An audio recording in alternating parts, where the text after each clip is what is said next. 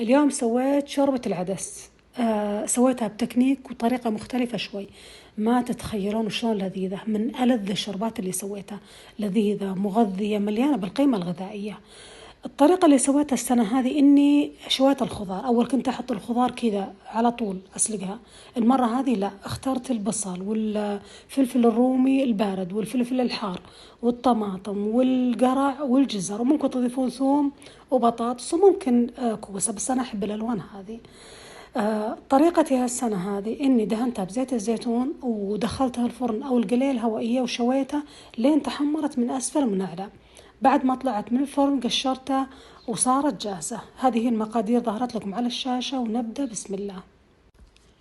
بقدر عميق على النار حطيت الخضار المشوية والعدس المغسول ومرق الدجاج والملح والبهارات.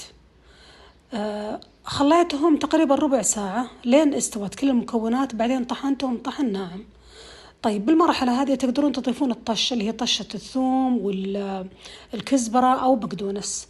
بالنسبة للقوام أنا أحبه كذا ثقيل، تبونه أخف زيدوا كمية مرق الدجاج. بعد ما انتهت قدمتها بصحن التقديم مع التوست محمص، بابريكا مدخنة وعصرة ليمون. من ألذ الشربات اللي سويتها، لذيذة لذيذة، خصوصا الأطفال وكبار بالسن يحبونها، حتى حنا والله نحبها. طبقوها وصحة وعافية مقدما على الجميع.